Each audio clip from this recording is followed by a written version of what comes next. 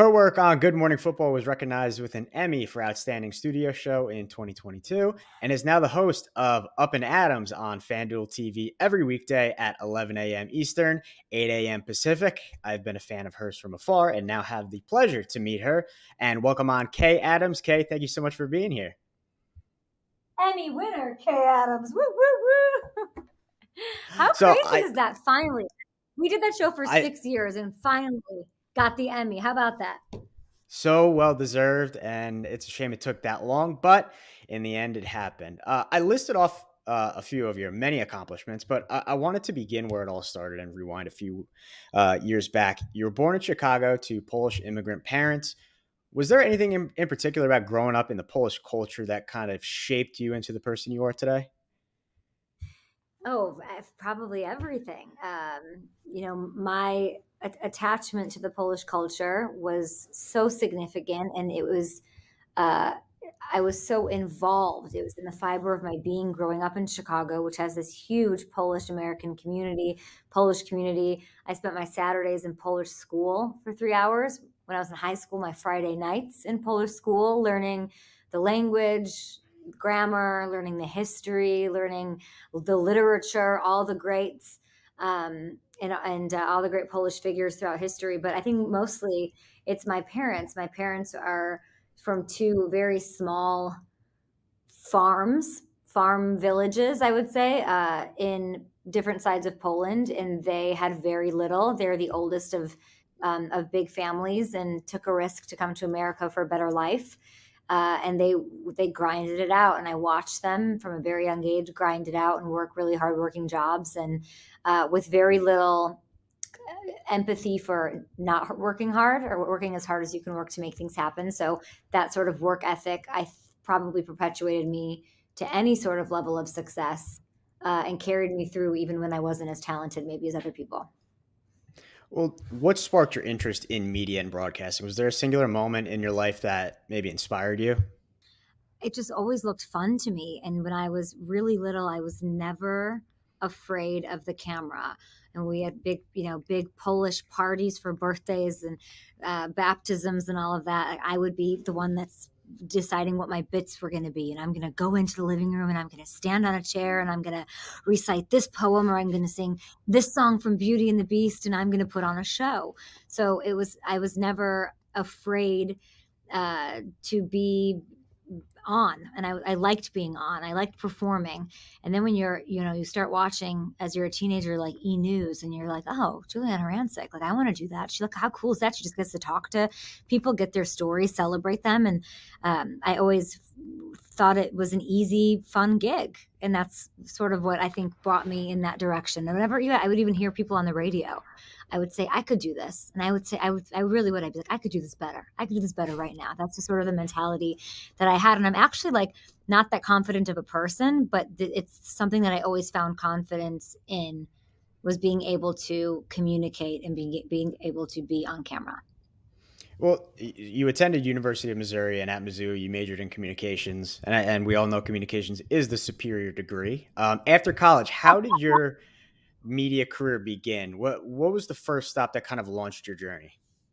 I would say, and anybody who might be listening to this and wanting to figure out, like, how do I get where I want to go? You just say yes. You just don't say no to any opportunity that might lead you somewhere. Like, I'm not going to lie to you. Like, some of them were a little sketchy, Michael. Like, I would respond to, like, in St. Louis, like Craigslist ads of like, need somebody to do this commercial for something. And I would, I wouldn't recommend this to anyone, but I'd show up and they'd be shooting like a carpet commercial that was going to air on like public access TV. I'm like, I'll do it. I'll be in it. Like, I want to just be on camera. And so I would just say no to any little opportunity there was. So even in college, which, I look back at college and I wish it was more, I had fun, but I wish it was an easier time, because I had to figure out, how am I going to pay for this stuff? I don't have a full ride. I had to get in-state residency at Mizzou so I could afford anything. And I was constantly just trying to work as many hours I could at Willie's Pub and Pool, or I was working in the leasing office where I lived so I could pay for rent that way. And they gave me free rent if I worked 25 hours, and anything over that I got paid $8 an hour. So that was really exciting for me. So I found a way to get opportunities even then, even with like, so like the, I had to work. I had to go to school. I worked more than I went to class. That's just the truth. And I would see an internship opportunity that was like nothing. It was like not even real. But I got one that was like for the CW network or something like that, where it was like me and I met this girl, Carissa, and she's now Carissa Culliner, who works for CMT, and she's really, incredible and had a great career as well. And we've stayed friends, and we would go and we'd like hand out flyers for like new shows, like whatever was on before Gossip Girl. I can't even remember. Or we'd dress up in like these green CW t-shirts, and we were the street team, and we would do all these things. So I met her, and I'm telling you this because, and this is in college, this is like sophomore, junior year of college. And it's just to be like in the mix, because you don't know, it wasn't in a classroom. Carissa also majored in communications. We never met in class. She worked at the rival bar that I did. We never, like, we kind of knew each other, kind of didn't. But this stupid internship brought us together. And next thing I know, she's telling me as we become friends, hey, I work at, she was from Missouri. And she goes, I work at the local radio station, and I'm actually getting promoted. And my spot, my crappy little spot, is going to be up. Like, do you want to do it? Like, I'll put in a good word for you. And I was like, what? How is that? So this incredible woman who is getting ahead of me decides to reach down and pull me up. I don't know if I've ever really given her enough love for that, but she did. And then I walked into a local radio station during college and was told, do you know about country music? This is a country music station. And I was like, yeah. I just said, yes, I agree. Yes, I guess I did. I mean, what am I not going to learn it? Of course I will. So then I said, yes, I got the job, and I spent like every weekend making no money, but working midnight to 6 a.m. or 2 to 6 in the afternoon or whatever it was by myself in this radio station, learning and, really getting that experience of like, every break was an opportunity. And there were so few. You worked a 6-hour shifts and you got like 3 minutes on the air total. That's it.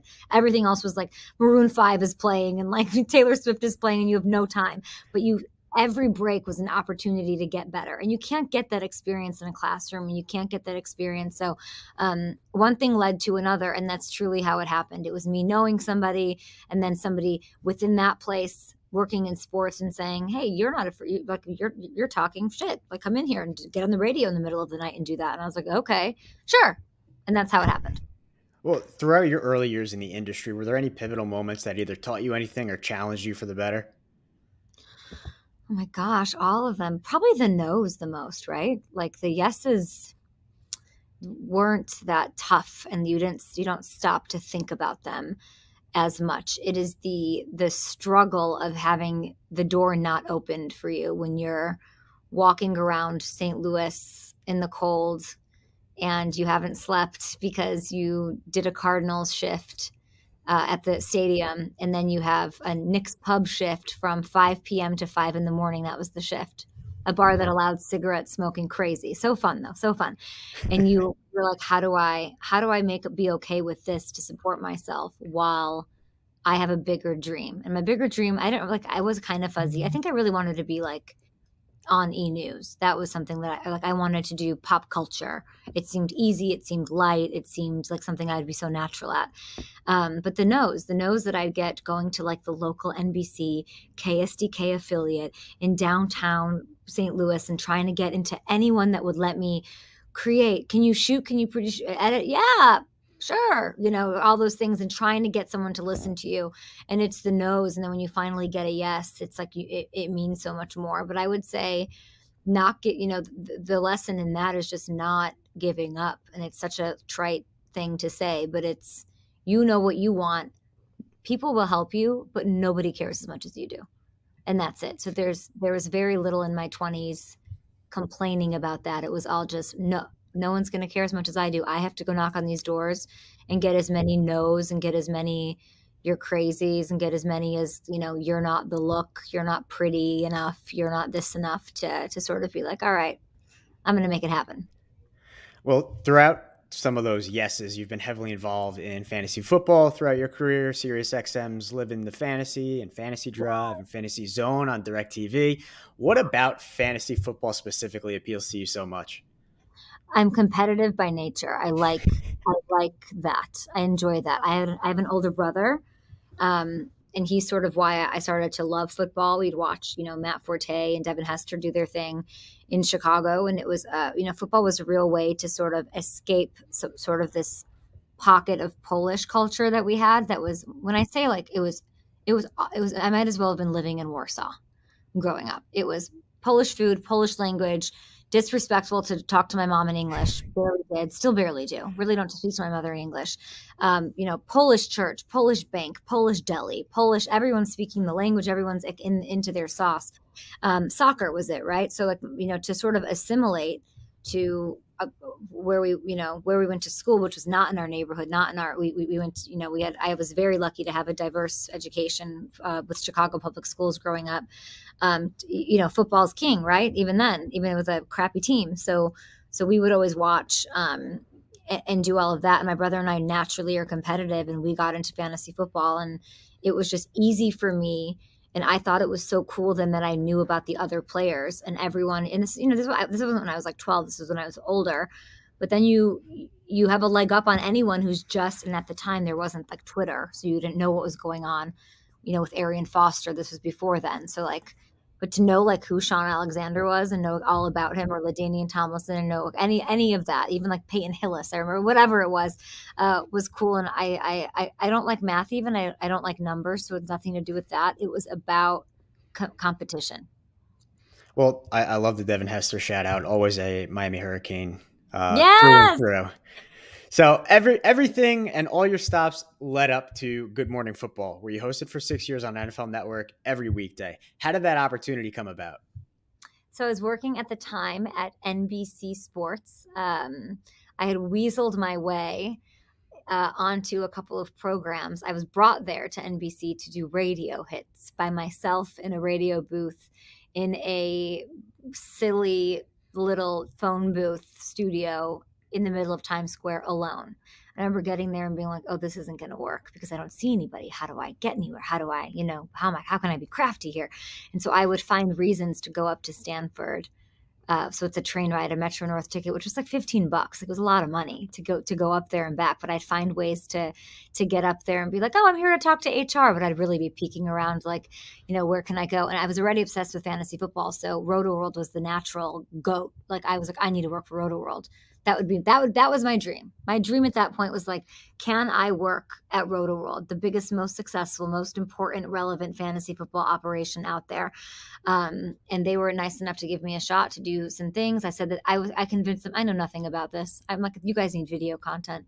This website needs to be more dynamic. I don't even know if they worked or whatever, but they let me do that. And I would pull Evan Silva on from his house, wherever he was living, I think in Chicago at the time, and make him talk to me. And I'd make Patrick Doherty, who's now, a force in his own right, Adam Levitan, all those guys, I'd make them talk to me. And they had a sponsorship deal with Yahoo. So Brad Evans and all of those guys, Brandon Funston, Andy Behrens, still honestly some of my favorite people. And we had a good thing going. And it was, it's hard to get the people who make decisions in any big company to see the value in something like a fantasy football or a newfound thing. Like now look at sports betting and what I do on Fan Duel TV. Like still there's resistance, even though you're seeing how quickly that is changing. It's being featured on Sunday Night Football. It's being featured everywhere. There's, massive sponsorships and integration. So I looked at fantasy football like that. I said, this fantasy football needs to be on Sunday Night Football on NBC. Like, how can we push that? That was my goal, to be able to be that person.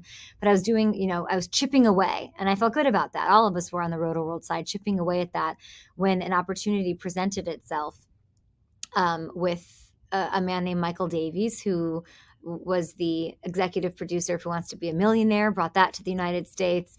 Of course, now is the EP on Jeopardy, and he has a production company called Embassy Row. And he somehow, this British man who is that's who I'd love to interview. He somehow convinced NFL media to get rid of their morning show or move on from it or evolve it in a way and give him who does not know football at all, him who I met at NBC. The other football. Yeah. He does not know American football nearly as well, but was captivated by it, wanted to make a difference in how it was viewed in the U.S. and got them to give him a chance. And it's really brilliant and remarkable. And he knew me from what I had been doing at NBC, though on a smaller microscope. Mike Florio would like send me out at Super Bowls to do his his work for his show, those producers. But I loved my time at NBC. Matt Casey's a really wonderful producer. He's phenomenal, and I would do about anything to work with him again. He's probably my favorite producer I've ever had, and he's still over there. He's worked his way up, of course, to an incredible and prolific career with Sunday Night Football in that package. But I got this sort of, let's get you out of this deal and get you to NFL Network to do the morning show. And I was like Michael, I was obsessed with NFL Network. Like obsessed. Like I would watch Inside Training Camp live and be like, oh my God, how do they do this? How are they jumping from one place to another? And this is so incredible. And the Didi Kinkabwala, and I was obsessed with Andrew Siciliano and was like, he's so brilliant and he's so smooth and great. And I was such a big fan of it that it wasn't even a question of no, I was like dying to do it. Imagine.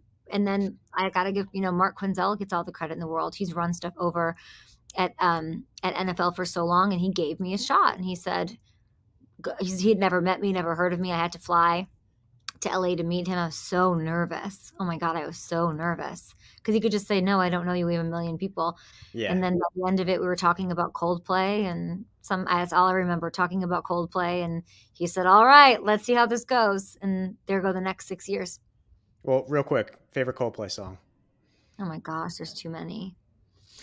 First one. Like I flew to Peru to see them on my birthday. Like that's how much I love them. Oh, yeah, it's one of my biggest hobbies, traveling to see music. I would say Sparks. Good choice. Good choice. So throughout the 6 years at NFL Network and Good Morning Football, how do you think you developed your skills throughout those years? On the fly. I built an airplane while I was flying. That's what it felt like. Okay. And looking back at it, when it slows down, there's more gratitude, I think, in it. But it was such a whirlwind. I think the first 3 years I didn't sleep is what I felt like. And it looks like it too. Like I'll look back at lives and be like, oh my God. I developed my skills with experience on the air.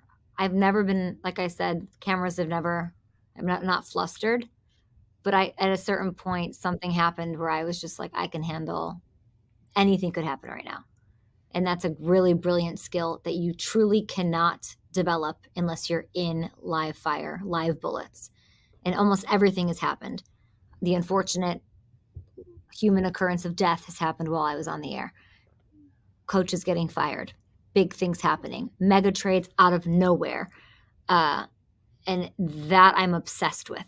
That feeling is the best feeling. And the responsibility that the four of us had in setting the tone for the morning and the rest of the NFL world, the responsibility we had to get it right every morning. I know it seems like a lot of fun and games, but I was always really interested in that. But you develop it, just by reps. I've done so much live TV. It's crazy. I think 3 hours a day, 5 days a week. It's kind of bananas, but I love it. It becomes natural, right? Yes. I want to pivot away for a second and ask you about your role as host of People, the TV show. Was there always, and I know you mentioned earlier that you always saw yourself on E-News and doing pop culture, but was the itch getting even bigger to try something outside of sports and more in the entertainment news cycle? I remember seeing Michelle Beadle, who when she was on Sports Nation, like it was her. Like my eyes were like, oh my God, I'm in love with her. Like I loved her. And when she was at NBC and we were there sort of at the same time, and I was this little speck, and she was the star that they had brought in. She was so cool to me. She was so freaking cool to me all the time. She'd let me come on her show. Let me come on her show. I got my first reps. She made me super nervous, but she was great. But she had to deal with like Access Hollywood too. And I loved seeing, I was like, oh, that's really cool. Because like, that's in my head. I'm like, well, I love sports, but like, I would love to do that. And then so I'd done a couple of little things for like E-News along the way. The People opportunity, I loved the executive producer. And that's why I took it. It was such an easy thing to add another full-time job to my 3-hour-a-day show. I mean, it's crazy. I would leave Good Morning Football at 10 Eastern and be there by 11 in a totally different kind of hair and makeup. Like we're talking crazy ponies and like just crazy, just a totally different look, which is so fun. But then you'd be there till 4 or 5 at night, so that was every day. Yeah. And there were 2 reasons I took it. The executive producer, Rob Silverstein, was somebody who breathed so much life into me with that, and thought right away knew he wanted me, and I loved that. And he said he'd make me better, and he did, because it's really hard to get producers in this day and age to stop and make you better. It's just hard. He was Yep. that. He made me better. Matt Casey, the other guy I mentioned, also made me better. Um, and I'm just giving shout outs and love to everyone. Everybody, I'm just As kicking you it with. should. I used to not let it. I'm just letting it fly these days. We can get into why. I don't even know why. You can shrink me. I'm just being honest. And the other reason was I really wanted to work on something that I spotted as a bit of a weakness in my game, and that was interviewing. Only because I didn't really get to do it a lot. So like Yeah. we had a daily show, 3 hours, but any guest that would come on, the interviews immediately split 4 ways. There's no chemistry that really can happen when you're having a conversation, because you're not allowed to naturally follow up. And so I am like, am I a good interviewer? I don't even know. But if you take the job with people, it's you and George Clooney. It's you and this person. And I took it in the middle of the pandemic, knowing like a lot of that would be on Zoom or whatever. But I wanted to hone in and really work on those interview skills, which then when I asked NFL Network to let me in on their Sunday game day morning show to do the Mahomes and the Rodgers and the Sean Paytons and those big interviews, I wanted to be ready for those and knock them out. And People Magazine gave me that. And I loved that opportunity for that. I'll tell you though, Michael, like when you always like think you want something and you're Of like a course. kid, and then you get it and you're like, oh no, why, like it didn't. That's sort of the entertainment news situation to me. Like, it was not, the itch got scratched right away, and I was like, oh, this isn't nearly as challenging, compelling. Sports is where it's at. Sports is. It filled your appetite. Yeah. It didn't fill my appetite, actually. It was like, oh, this is what I wanted, but it's like I'm asking about what they're wearing, or I'm asking about things Okay. that, like, whereas in sports, it's like, oh my God, you gave everything from when you were 4 for this. Like, what? And the drama's bigger, and there's more gravity to it. That's not to like put down entertainment news or anything, but to me, sports I have a different level of passion for it. And I realized that when I took the people job. So, as mentioned, you were at NFL Network and Good Morning Football for 6 years, up until this past September when you joined Fan Duel and launched your own show, Up and Adams, on Fan Duel TV. Why was it the right time for you to move on to a new challenge? I feel like I had done such good work at Good Morning Football. My contract was up a year before I left, and there was an option that was discussed. And I said, okay, I'll come back for the year. But then it was sort of, we know we're going our separate ways, but not our separate ways. We know that I'm leaving Good Morning Football. That was sort of, there was the NFL media part is something that I miss today. Like, I want to be with NFL media. Hmm. Good Morning Football, I just felt like I had done really good work there. And it's, I won an Emmy on the way out the door. What else can I say, Michael? Like, we did that. So it was time to move on. And it felt right, and it was right. It was the right move to do. And it didn't matter like what other options I had. There was like a countdown to me leaving. And then while that was happening, we were talking about what I could still do at NFL Media. And then things, as they always do, get sticky with like rules and precedent and, snail paced change. Yeah, I get that. When people sit down to watch the new show, Up and Adams, what do you want them to take away from the show? Oh, Michael, thank you for asking that. Up and Adams is an ever changing hour. It's on FanDuel TV. It's sort of a lone wolf. We have a couple of other shows and programs, but it sort of lives on Twitter. We put clips out, they go off or they don't, and that's our audience. My audience is one that I always want to engage with. So to me, what I want people who watch the show, if they were to watch it start to finish, it's on YouTube, of course, every day after we air. Information today, there's 4 teams left. We had 4 of the best voices covering those teams on my show. That's important to give the Marissa Contepelli's, the John Clark legend in Philadelphia. Maybe I can amplify him a little bit more because I have more of a national reach on television. And to get their information is really important. So I want everyone to leave well informed and entertained. And my favorite thing to do is honestly to interview. So I've loved having today was actually our 100th show, which is crazy. So Congratulations. Thank you. So we're a small team. It's a startup. I love building new things. It's a lot of fun. It's like a pain in the ass, but it's so fun.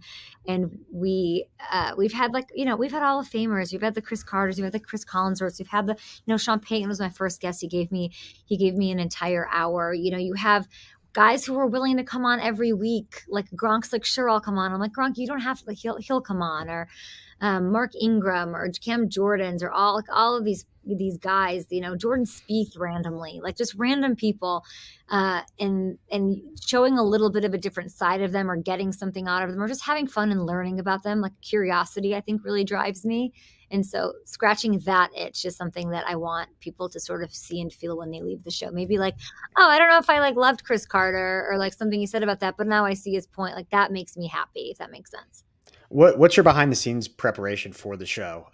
Because it's daily. Do you have a daily routine? Does it change each day? Yeah, I think it's both. I'm with a very hungry team right now. So while the shout outs keep going, I'll give shout outs to my senior producer, Richard Issacow, Conrad Company, my line producer. We have Marissa McBride. We have Taylor Few, who runs all the social. She's the breath of our show. Brian Barton, Matthew Hamilton. So Matthew Hamilton came with me from Good Morning Football. He's my life force. Like he is such a good brain when it comes to football. We work together really well. He comes on the air a lot on Up and Adams, and he's always available. So I'm indebted to him. Like he's incredible. So that's the team. Like that's literally it. So I would say we don't have a newsroom like we did at Up and Adams, right? So Hamilton and I were just talking about this. We're like sifting through press conferences instead of somebody in an NFL newsroom giving us the beats, giving Yeah. us the most important parts.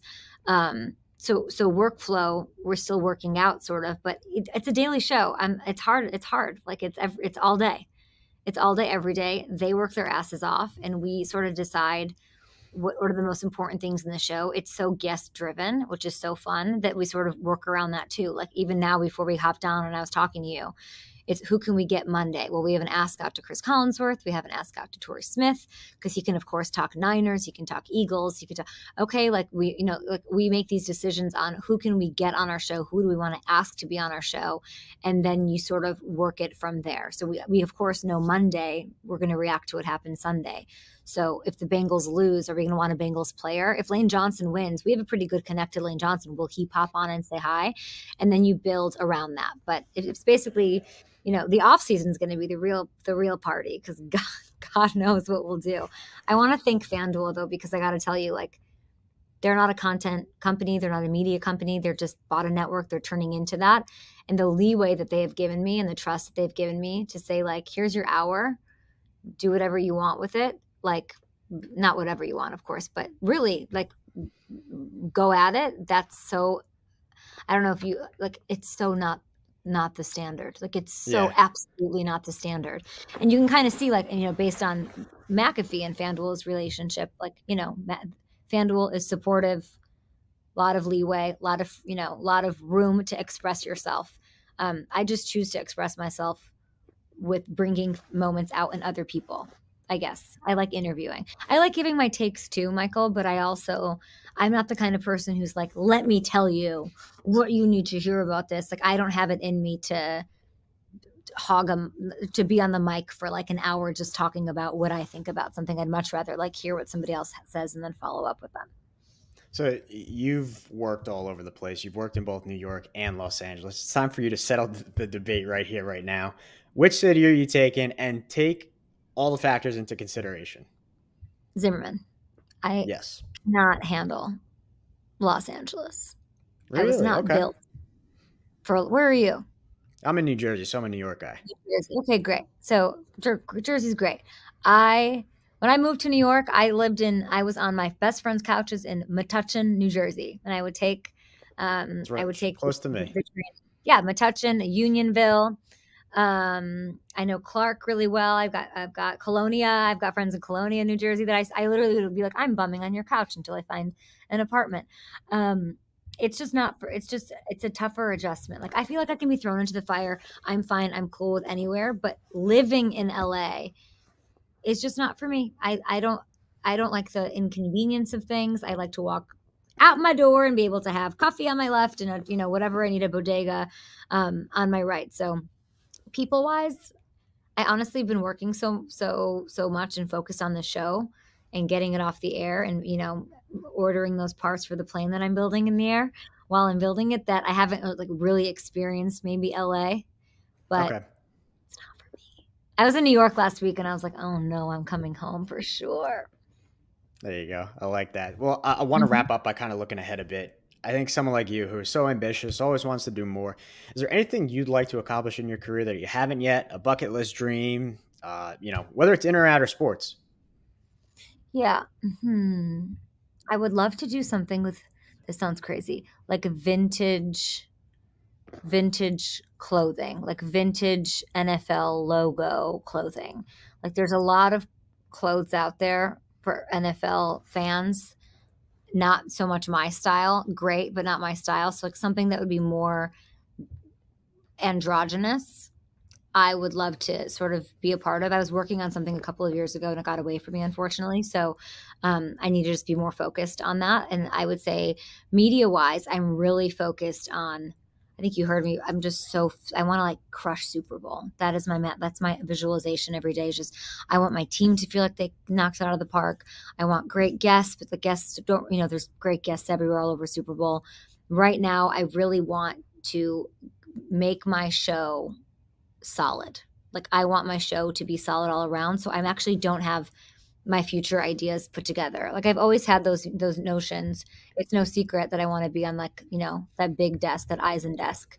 But I also am not going to wait for it to happen. You know what I mean? Like I don't know. I don't, I actually don't, I don't know. I don't think it's going to happen. I don't know if it's going to happen. I'd love for it to, but I'm more focused on what I'm doing right now, which is a very new K thing. Like I'm always on to the next in personal life, in professional life.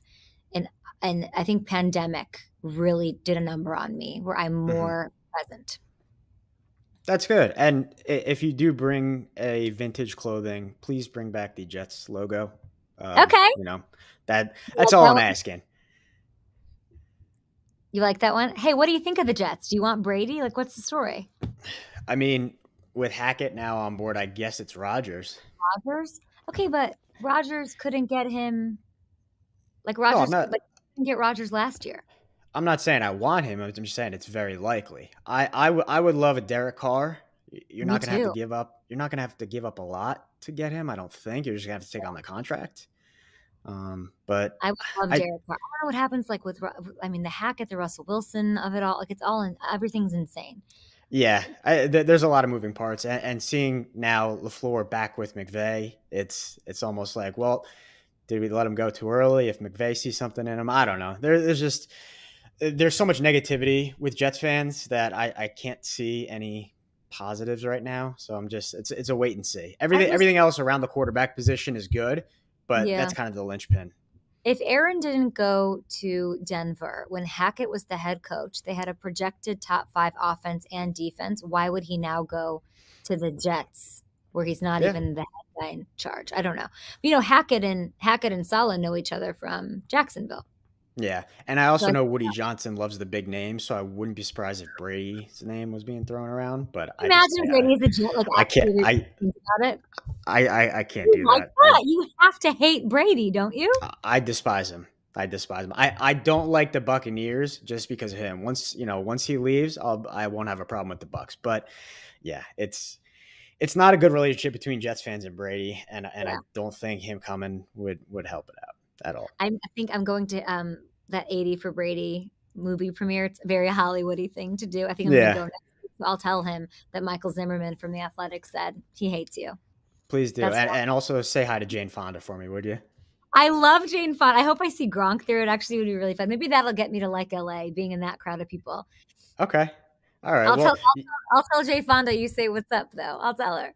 please do, please do. Well, you can watch Kay every weekday on Up and Adams at 11 a.m. Yay! Eastern and 8 a.m. Pacific on Fan Duel TV. Thank you so much, Kay, for taking the time to talk. Really appreciate it and hope to speak to you again soon. Thank you.